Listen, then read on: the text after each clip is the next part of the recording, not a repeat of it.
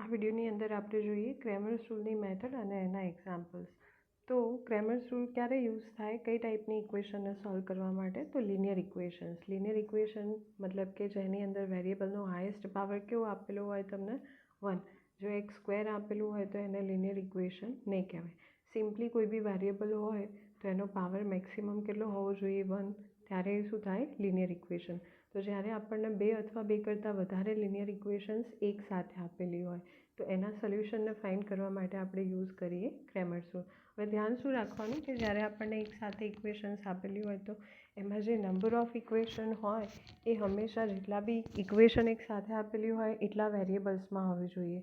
જેમ કે અહીંયા આપણે 2 ઇક્વેશન આપેલી હોય તો એ કેટલા વેરિયેબલમાં હોવી જોઈએ? 2 વેરિયેબલની અંદર. જેમ કે અહીંયા 2 ઇક્વેશન લીધી તો 2 વેરિયેબલ્સ એક્સ અને વાયમાં આપી.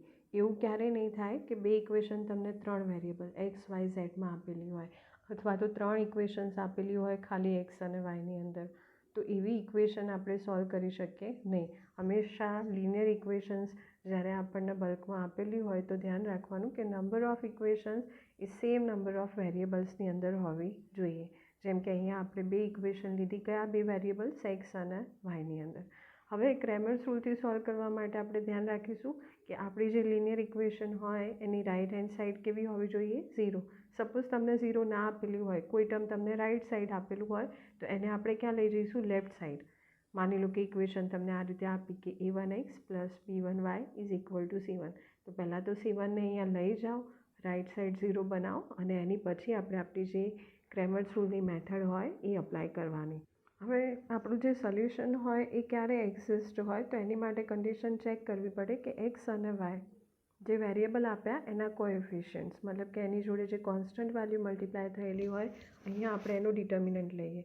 જો એ ડિટર્મિનન્ટની વેલ્યુ નોન ઝીરો હોય, નોટ ઇક્વલ ટુ 0 થતી હોય તો જ આપણને સોલ્યુશન મળશે. મતલબ કે એક્સ અને વાયની એવી વેલ્યુ મળે કે જે આપેલી ઇક્વેશનને શું કરતી હોય? સેટિસ્ફાય કરતી હોય. કારણ કે આ જે ડિટર્મિનન્ટ છે એને આપણે મેથડની અંદર ક્યાં યુઝ કરીશું? ડિનોમિનેટરમાં, છેદની અંદર. જો છેદની અંદર હોય તો છેદની વેલ્યુ ક્યારે 0 થાય નહીં. એટલા માટે આપણે આ પહેલી કન્ડિશન ચેક કરીને પછી જ આગળ વધવાનું કે જે વેરિયેબલ આપેલા હોય એના કોએફિશિયન્ટનો ડિટર્મિનન્ટ હંમેશા કેવું થવું જોઈએ? Non zero. તો જ આપણને ક્રેમર્સ રૂલનો યુઝ કરીને એનું સોલ્યુશન મળશે. તો અહીંયા આપણે ઇક્વેશન્સ લીધી. હવે એની અંદર શું કરીશું? તો સૌથી પહેલાં આ એક્સ જે આપ્યો એને આપણે અહીંયા લઈ લઈએ, બરાબર. અને એના છેદમાં શું લખાશે? ડિટર્મિનન્ટ. એ ડિટર્મિનન્ટની અંદર કઈ વેલ્યુ આવે? તો આ એક્સવાળા ટર્મ્સને આપણે શું કરી દઈએ? હાઇડ કરી દઈએ ટેમ્પરરી. અને જો હાઇડ કરી દઈએ તો એની સિવાયની જે કોન્સ્ટન્ટ વેલ્યુ હોય આપણને કઈ મળશે? વાયના કોએફિશિયન્ટ્સ અને કોન્સ્ટન્ટ ટર્મ્સ. તો એ આપણે અહીંયા ડિટર્મિનન્ટમાં મૂકી દઈએ કે b1 c1 b2 c2. એ જ રીતે હવે અહીંયા માઇનસ વાય લીધા. એનું રીઝન શું છે? તો જુઓ, નોર્મલી વાયની નીચે કઈ રીતે લખાય? તો આ આપણે જે ઇક્વેશન લીધી, હવે આમાં કેવું હોય કે વેલ્યુ આપણે ખસતી લેવાની હોય. તો આ જે વાયનો ટર્મ આપ્યો તો આપણે વેલ્યુ કઈ રીતે? વાય પછી જે ટર્મ આવે એ પહેલાં લખાય અને એની પાછળ જે ટર્મ્સ આવશે એ પછી લખાશે. એટલે પહેલાં શું આવે? આપણે જે સિક્વન્સ લઈએ એમાં પહેલાં વાય પછીના તરત જે કોન્સ્ટન્ટ ટર્મ આપેલા હોય આ રીતે લખાય c1 c2 અને એના પછી આપણે આ રીતે સાયકલ જઈએ. એટલે સાયકલમાં શું આવે? a1 પછી આવે ને a2, મતલબ કે a1 a2 પછી આવે, આ રીતે લખાય ડિટર્મિનન્ટમાં a1 a2. તો અહીંયા તમે સિમ્પલ વાય લખો તો ચાલે, પણ આપણે નોર્મલી હેબિટ પ્રમાણે શું કરીએ કે આ રીતે સિક્વન્સમાં લખીએ, લેફ્ટ ટુ રાઇટ. તો લેફ્ટ ટુ રાઇટ લખવા જઈએ તો શું થઈ જાય કે ડિટર્મિનન્ટમાં a1 a2 પહેલાં આવે. આપણી સમજણ માટે કે આપણે જો આ ટર્મ્સને હાઇડ કરી દઈએ b1 આ બીવાળા તો પહેલાં શું આવશે? a1 a2. એટલે આપણે પહેલાં a1 a2 લખીએ અને પછી શું લખીએ? c1 c2.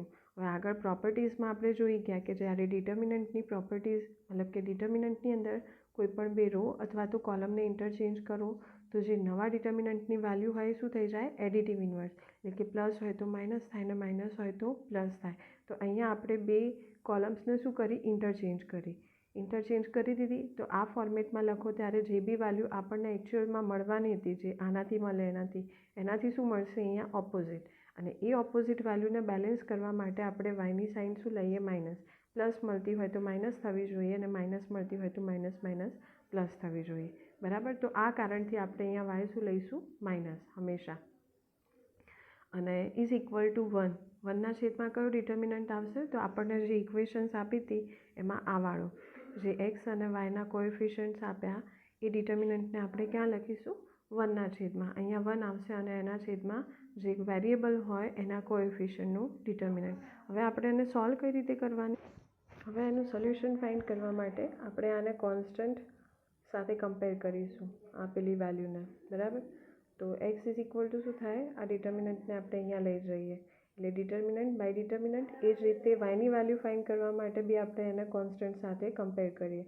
આપેલા ડિટર્મિનન્ટને ઇક્વલ ટુની બીજી બાજુ લઈ જઈએ એટલે મલ્ટિપ્લિકેશનમાં જાય અને પછી એની વેલ્યુ આપણે ફાઇન્ડ કરીએ જે 2/2ના ડિટર્મિનન્ટની.